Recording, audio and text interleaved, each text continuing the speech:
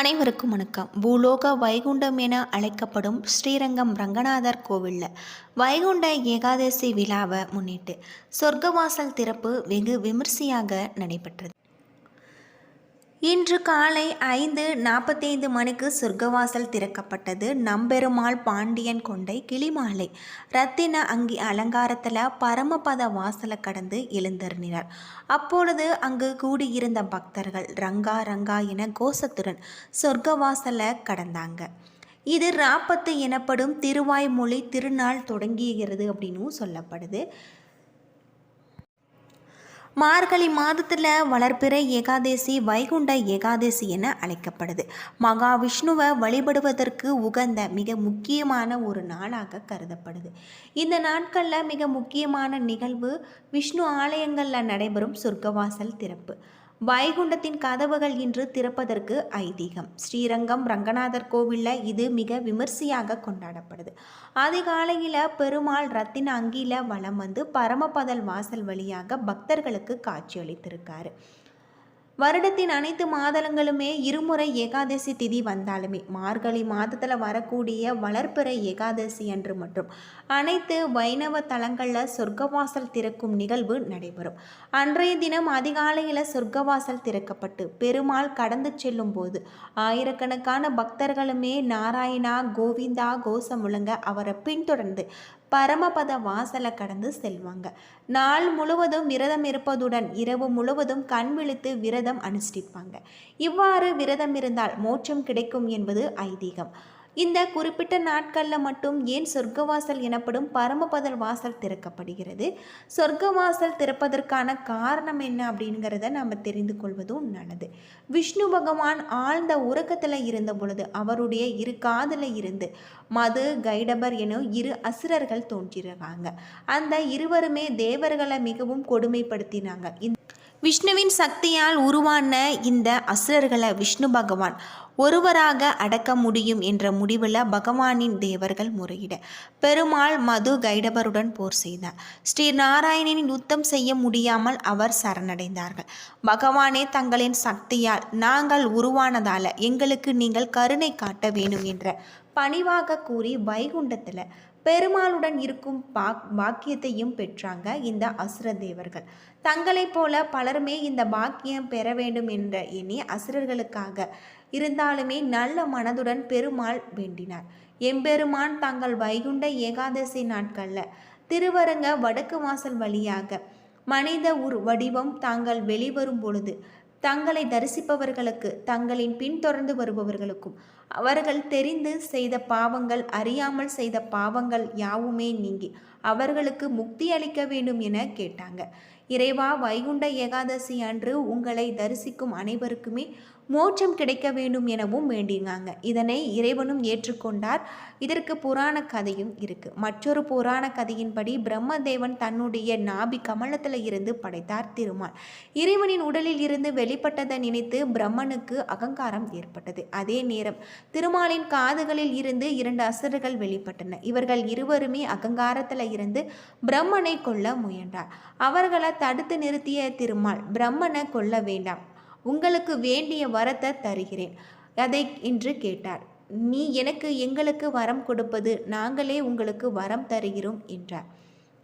அவர்களின் அறியாமையை நினைத்து சிரித்த திருமால், சரி, இப்படி அகங்காரம் கொண்ட நீங்கள் என்னால் வதம் செய்யப்பட வேண்டும், அதன் பிறகு ராட்சரர்களாக பிறக்க வேண்டும் என்றார். அசுரர்கள் திகைத்தனர்.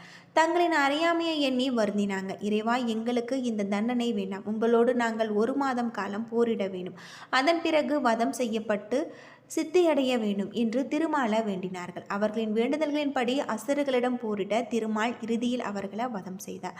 வதம் செய்யும் பொழுது, இறைவா, தாங்கள் வசிக்கும் பரம பதத்தில் நாங்களும் நித்திய வாசம் செய்ய வேண்டும் என அசுரர்கள் இருவருமே வேண்டினாங்க. இன்று முழுவதுமே உபவாசம் இருந்து நாளை தினத்தில் நாம் பாரணை என்னும் பல வகை காய்கறிகளுடன் கூடிய உணவை நாம் உண்ண வேண்டும்.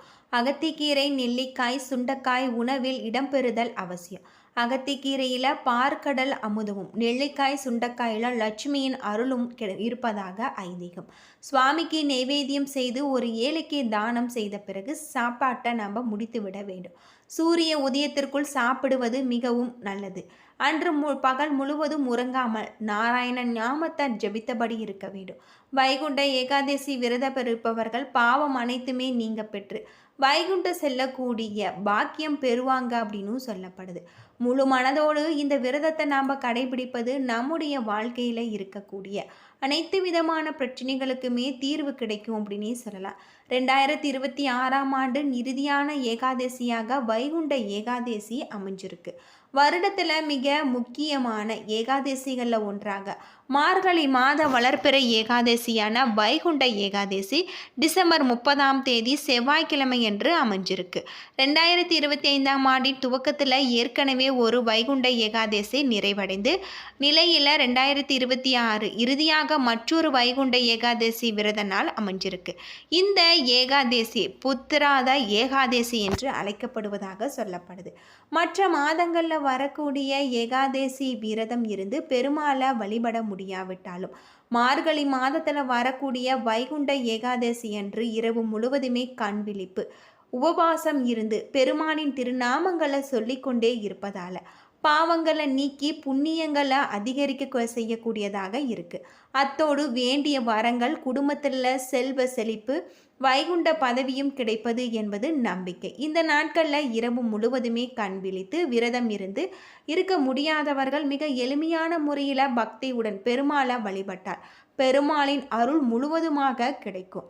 மகாவிஷ்ணுவிற்கு பஞ்சாமிரத அபிஷேகம், அதாவது வைகுண்ட ஏகாதசி என்று வீட்டில் உள்ள மகாவிஷ்ணுவின் சிலை அல்லது பெருமாளின் உருவ சிலைக்கு பஞ்சாமிரதத்தால் நாம் அபிஷேகம் செய்வது. அப்படி இல்லை என்றால் இல்லாதவர்கள் பெருமாளுக்கு பஞ்சாமிர்தத்தை நைவேத்தியமாக படைத்து வழிபடலாம்.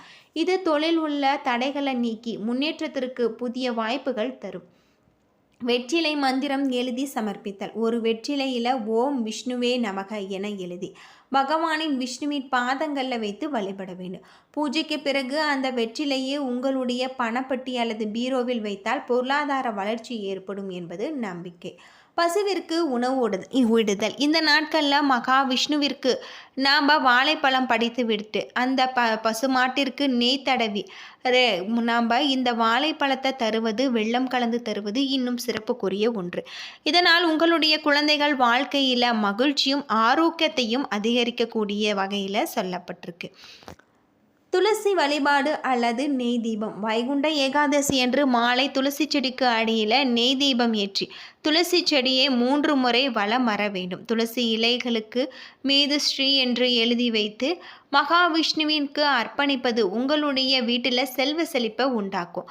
பெருமாளுக்கு இந்த நாட்களில் துளசியால் அர்ச்சனை செய்து துளசியால் மாலை கட்டி போடுவது மிகவும் சிறப்பானது.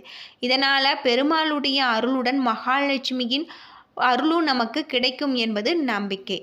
அது மட்டும் இல்லாமல் அரச மரத்தடியில் தீபம் ஏற்றுதல். மாலையில் அரச மரத்தடியில் நல்லெண்ணெய் அல்லது கடுகு எண்ணெய் தீபம் ஏற்றி ஓம் நமோ நாராயணா எனும் மந்திரத்தை உச்சரிக்க வேண்டும். இது உங்களுடைய வாழ்க்கையில் நேர்மறை மாற்றங்களை கொண்டு மன அமைதியை பெற்றுத்தரக்கூடிய வகையில் சொல்லப்பட்டிருக்கு. இதுபோல் மார்கழி மாதத்தில் வரக்கூடிய இந்த வைகுண்ட ஏகாதசி நாட்களில் செய்து வருவதன் மூலம் கட்டாயம் நமக்கு பெருமாளின் அருள் கிடைக்கும் அப்படின்னு சொல்லப்படுது. ஏகாதசி விரதம் இருப்பவர்கள் அன்று அதற்கு முன்ன தினமாக தசமி நாளில் ஒரு வேளை மட்டுமே சாப்பிட்டு விரதத்தை தொடங்க வேண்டும். ஏகாதசி அன்று அதிகாலையில் எழுந்தவுடன் நீராடி இறைவனை வழிபட்டு விரதத்தை தொடங்க வேண்டும். ஏகாதசி திதி முழுவதுமே உணவு உட்கொள்ளாமல் இருக்க வேண்டும். குளிர்ந்த நீரை பருகலாம். ஏகாதசி விரதத்தின் பொழுது எக்காரணம் கொண்டும் துளசியை நாம் பறிக்கக்கூடாது. பூஜைக்காக துளசியை முதல் நாளே நாம் பறித்து விட வேண்டும். மேலும் 7 முறை துளசி இலைகளை போட்டு நாம் சாப்பிடலாம். துளசி இலை வெப்பம் தரக்கூடியது. ஏகாதசி விரதம் இருப்பது மார்கழி மாதமான குளிர்காலத்தில் நம்முடைய உடலுக்கு வெப்பம் கிடைக்கக்கூடிய உட்கொள்ள வேண்டும் அப்படின்னு சொல்லப்படுது. முதல் நாளும் உணவு அருந்தாமல் இருக்க முடியாதவர்கள் பழங்கள், நிலக்கடலை, பால், தயிர் போன்றவற்றை இறைவனுக்கு படைத்து உண்ணலாம்.